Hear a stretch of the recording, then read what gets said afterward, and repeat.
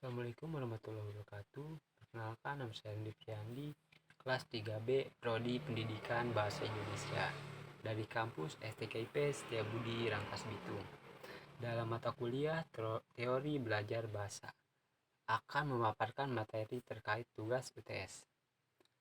Yang pertama adalah karakteristik bahasa, yakni bahasa bersifat produktif.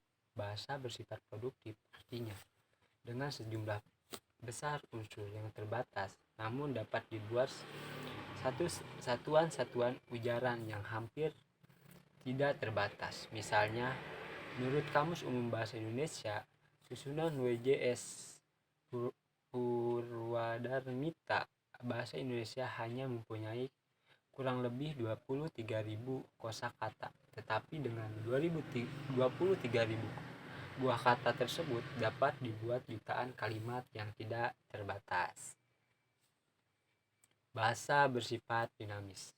Bahasa bersifat dinamis berarti bahasa itu tidak lepas dari berbagai kemungkinan. Perubahan sewaktu-waktu dapat terjadi. Perubahan itu dapat terjadi pada tataran apa saja: fonologis, morfologis, sintaksis, semantik, dan leksikon. Pada setiap waktu mungkin saja terdapat kosakata baru yang muncul, tetapi juga ada kosakata lama yang tenggelam, tidak digunakan lagi. Selanjutnya, bahasa bersifat beragam. Meskipun bahasa mempunyai kaidah atau pola tertentu yang sama, namun karena bahasa itu digunakan oleh penutur yang heterogen, yang mempunyai latar belakang sosial dan kebiasaan yang berbeda, maka bahasa itu menjadi beragam, baik dalam tataran fonologis, morfologis, sintaksis, maupun pada tataran leksikon. Bahasa Jawa yang digunakan di Surabaya berbeda dengan yang digunakan di Yogyakarta. Begitu juga bahasa Arab yang digunakan di Mesir berbeda dengan yang digunakan di Arab Saudi. Selanjutnya, bahasa bersifat manusiawi. Bahasa sebagai alat komunikasi verbal hanya dimiliki manusia. Hewan tidak mempunyai bahasa. Yang dimiliki hewan sebagai alat komunikasi yang berupa bunyi atau gerak isyarat dan bersifat produktif dan dinamis. Manusia dalam menguasai bahasa bukanlah secara instintif atau naluriah, tetapi dengan cara belajar.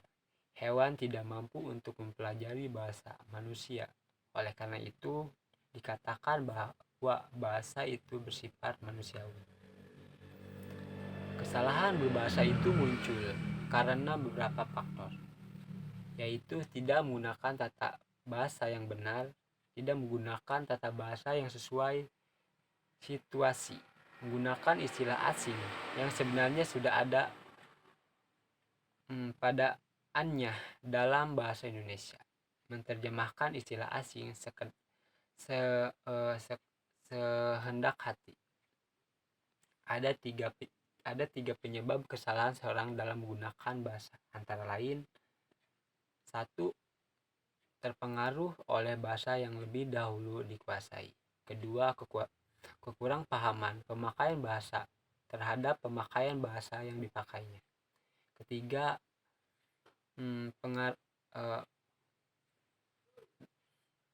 Pengajaran bahasa yang kurang tepat. Teori adalah serangkaian konsep, definisi, dan preposisi yang saling berkaitan dan bertujuan untuk memberikan gambaran yang sistematis tentang suatu fenomena. Pada umumnya menggunakan teori penting kiranya dalam menelaah suatu masalah atau fenomena yang terjadi, sehingga fenomena tersebut dapat diterangkan secara eksplisit dan sistematis. Belajar adalah suatu proses upaya untuk dilakukan setiap individu untuk mendapatkan perubahan tingkah laku, baik dalam bentuk pengetahuan, keterampilan, sikap, dan nilai positif sebagai suatu pengalaman dari berbagai materi yang telah dipelajari. Belajar merupakan akibat adanya interaksi antara stimulus dan respons.